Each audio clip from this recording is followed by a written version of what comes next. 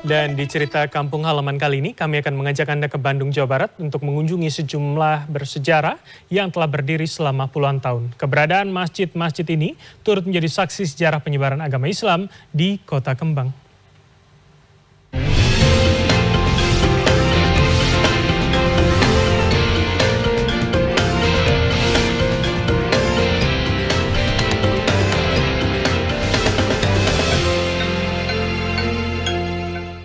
In association with Kota Bandung memiliki sejumlah masjid bersejarah yang erat kaitannya dengan penyebaran atau perkembangan agama Islam di Kota Kembang. Kali ini saya akan mengajak Anda untuk berkunjung ke lokasi masjid-masjid bersejarah tersebut yang keberadaannya bahkan sudah hampir mencapai 1 abad.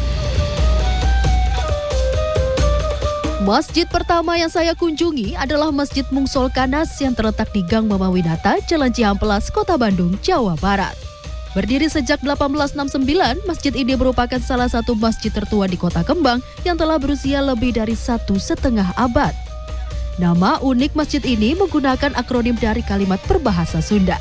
Mangga urang ngau solawat ka Kanjeng Nabi Muhammad SAW. Atau dalam bahasa Indonesia yang berarti, mari kita membaca solawat kepada Nabi Muhammad SAW. Awalnya, bangunan Masjid Mungsolh Kanas hanyalah rumah panggung dari bilik sebagai tempat orang-orang menimba ilmu agama. Saat ini, bangunan masjid telah mengalami setidaknya 4 kali renovasi besar agar bisa menampung lebih banyak jamaah. Meski bentuk bangunan telah berubah, Masjid Mungsolh Kanas memiliki beberapa peninggalan yang masih ada hingga saat ini. Seperti prasasti batu yang diukir dengan nama dan tahun pembangunan masjid yang diletakkan di depan pintu masuk. Peninggalan penting lainnya adalah sebuah Al-Quran tua yang terpajang di balik dinding kaca di lantai 2 masjid. Al-Quran tersebut ditulis tangan oleh seorang ulama bernama Kiai Haji Abdul Rohim atau kerap dipanggil Baba Aden, pendiri Masjid Mungsolh Kanas. Ini kalau boleh diceritain gimana tuh Pak proses pembuatannya gitu? Ini kalau proses pembuatannya sendiri kan dari generasi ke generasi nggak diinikan ya, hanya ini dibuat dengan tangan sendiri Mama Aden pada saat itu. Mungkin tintanya juga tinta pada saat itu ya, apa yang disebut tinta Cina kalau dulu ya. Kalau zaman dulu. Terus kan kalau ada yang merah-merah itu biasanya oh ini zaparon katanya kayak gitu.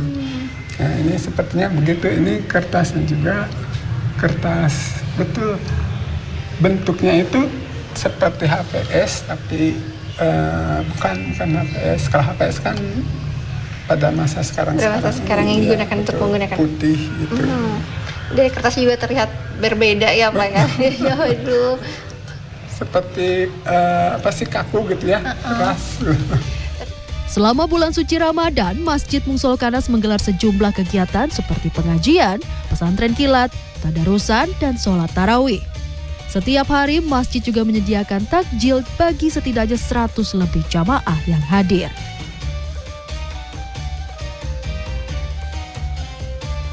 Masjid bersejarah lainnya di Kota Bandung adalah Masjid Besar Cipaganti.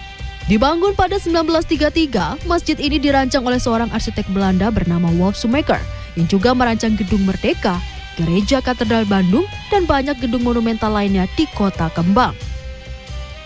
Keunikan Masjid Cipaganti terlihat dari arsitektur bangunan yang menggabungkan gaya khas Jawa dan Eropa di dalamnya. Ciri khas tersebut masih terus dipertahankan hingga saat ini. Boleh dikatakan bahwa Masjid Cipaganti ini adalah arsitekturnya Jawa dan Eropa. Kenapa dikatakan Jawa dan Eropa? Kalau kita lihat kuda-kudanya ya yang berada di bagian ruang utama Masjid Cipaganti itu kan gaya Jawa, itu kuda-kudanya. Kalau Eropanya kita bisa melihat lampu yang ada di tengah, terus juga gapura. Nah itu kan gaya-gaya ke Eropa. Jadi gabungan ya. Kalau dari dulu sampai sekarang ini fasadnya atau arsitekturnya tidak berubah atau seperti apa Pak? Tidak berubah karena arsiteknya masih Wolf Schumacher ya. Jadi tidak ada perubahan karena masjidnya memang tidak dipugar. Jadi masih utuh sampai saat ini ya. Masjid Cipaganti memiliki bangunan utama yang masih terjaga keasliannya. Meskipun bangunan sayap kiri dan kanannya ditambahkan untuk menampung lebih banyak jamaah. Saat ini, kapasitas Masjid Cipaganti mencapai lebih dari 1.000 jamaah dengan total luas mencapai 2.000 meter persegi. Bagian tengah dari Masjid Besar Cipaganti ini telah ditetapkan sebagai bangunan cagar budaya, sehingga ada beberapa arsitektur maupun ornamen yang ada di masjid ini tetap dipertahankan sejak zaman dulu, seperti tiang-tiang penyangga, fasad mimbar maupun lampu gantung di atasnya. Setiap Ramadan, Masjid Cipaganti memiliki tradisi, yakni dibuka selama 24 jam penuh setiap harinya.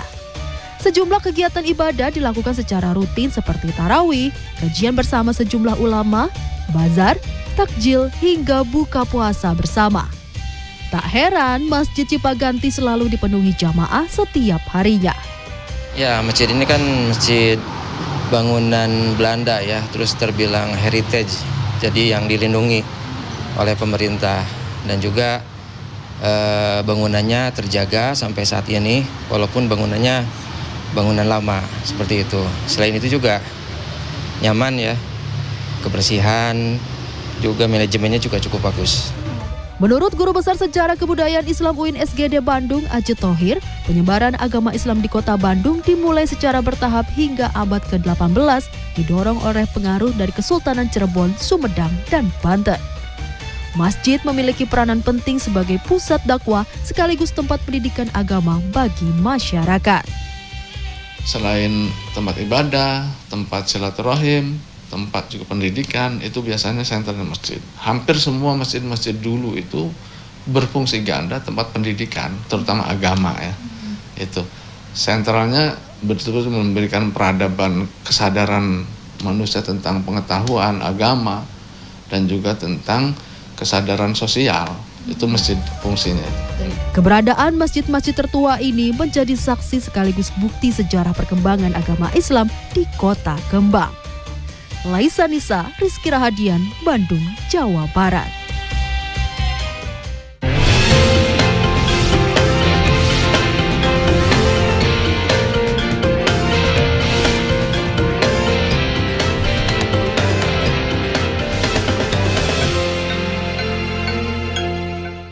In association with